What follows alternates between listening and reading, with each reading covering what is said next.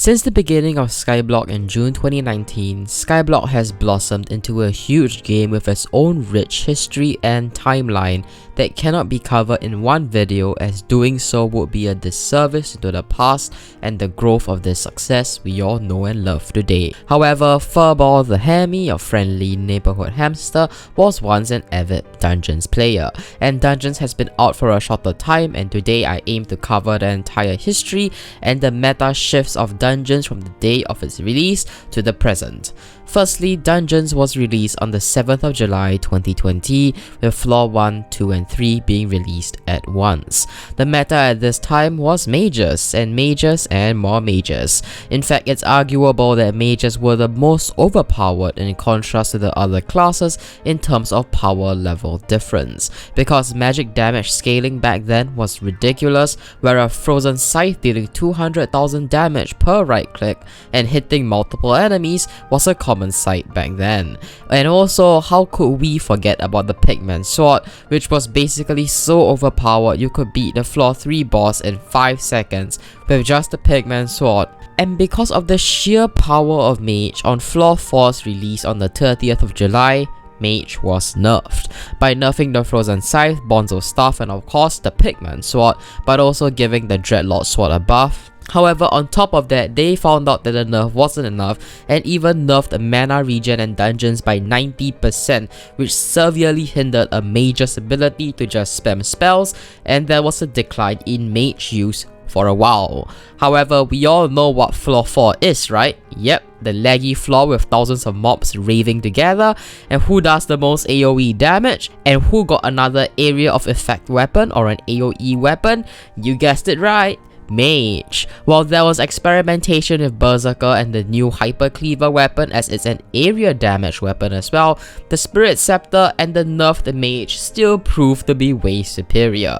And while the mana regen was a problem so that you couldn't just mindlessly spam right click, you realized that you could always spam left click and right click, as the Mage Beam upon hitting an enemy target or even an ally would regenerate your mana, which just meant that instead of purely spamming your right click, you now can just spam both buttons instead to deal with the mana shortage, which was clearly a huge nerf. Healers saw more play on floor 4 because it was a difficulty spike, and mages got nerfed, meaning that they just can't kill everything in 5 seconds. Thus, healing became very useful and necessary. However, as time passed and people got their hands on spirit boots and floor 4's zombie soldier armor, mages no longer needed healers as much, and EHP was no longer an issue, and this will be a common theme throughout. Boomerangs were introduced in floor 4 and the archers saw some play here, although still inferior to mage. However, boomerangs were used in floor 4 to keep Thorn in place to make it easier to shoot it. Shortly after, there was another nerf to mages with magic damage resistance that were given to mobs on August 7th, but mages virtually saw no nerf and continued dominating. Oh, and yes, the essence shop was also added on this update. Next up, floor 5 was released on the 17th of September. They added a new bedrock chest which made S+ actually worth running for, and it made S+ runs the new meta now instead of just the 270 S runs back then, which made secrets a lot more important. The meta here was still mages and more mages, even though mages were basically still using floor 4's gear in floor 5. Even when berserkers got a huge buff this update with basically an entire floor dedicated to that one class, giving them the Shadow Assassin armor set and Livid Dagger, berserkers did see some use on floor 5 and was arguably the best time it was for berserkers because they got a huge upgrade when the rest of the classes did not. Healers also saw more play on floor 5 because unlike floor 4, the meta was basically everyone huddling in a corner together, which made the healing circle more effective since it was always healing everyone. Also because zombie soldier armor started lacking EHP to deal with floor 5 and mages were dying left and right without healers. Although later on, when people got their hands on dungeonized dragon armor or dungeonized tier 9 perfect armor, the need for for healers decreased as the Mage's only weakness, which was EHP, was no longer an issue with the new 5-star armor pieces.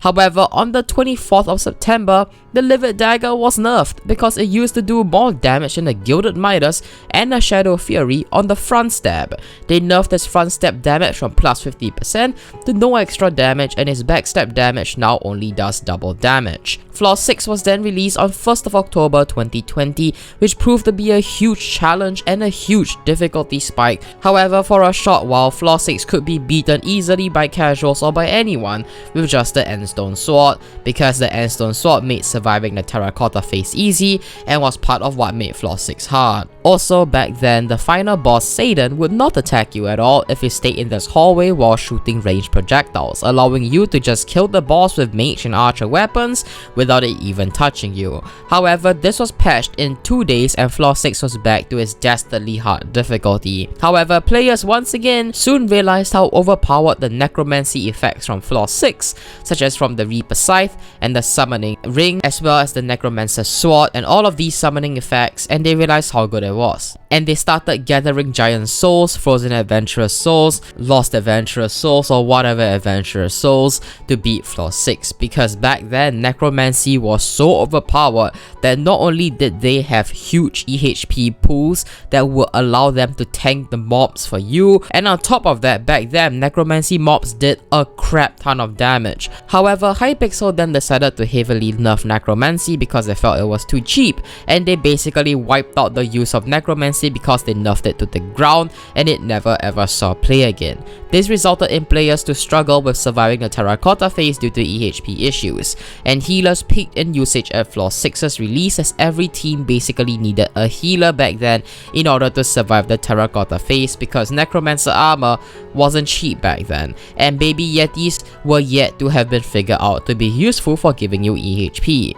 However, as the history of Floor 6 stretched on and players once again adapted, left-click mages started to become the meta again because it gives the mage the most lifesteal and healing and covered its weaknesses of no lifesteal with right-click mage. Berserker saw play in Floor 6 but fell out because Mage Beam was just too good, and even is till today.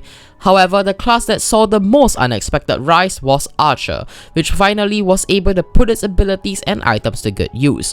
Boomerangs enabled it to kill golems and decimate the 4 giants before they even landed on the ground, and the strongest and maxed out archers were able to kill Satan on Floor 6 instantly upon spotting with explosive shots and boomerang combo. In fact, every team started to have a one-off archer and left-click mages because of how easy they made the Floor 6 boss become. And of course, with the Flower of Truth and archers and left-click mage beams being the meta for Floor 6, lifesteal and survivability started becoming less of an issue, and healers once again saw a decline towards the end of Floor 6. Next, on the 22nd of September, the Community Center update and mayors were introduced, and would not do much to dungeons until Scorpius was made the mayor, which introduced us to the Midas Staff, the new meta mage weapon which everyone picked up because it gave right-click mages a strong small AoE damage to cover its weaknesses of having huge AoE but not much damage.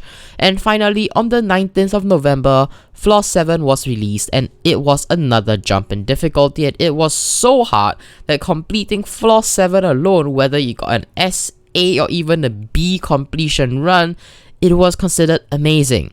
It was so hard that even after 24 hours of Floor 7's release, beating Floor 7 12 times will give you a top 7 position.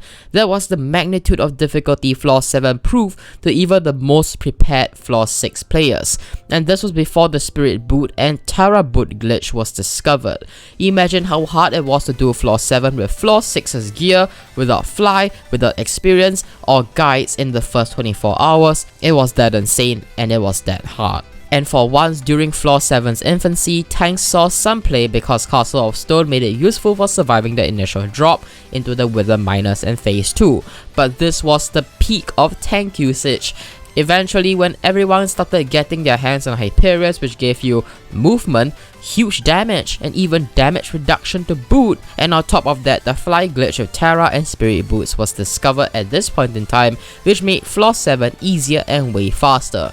Healers were still useful early on in Floor 7 because dying 5 or even 10 times in Floor 7 was common, and reviving your allies was a necessity for Floor 7 back then.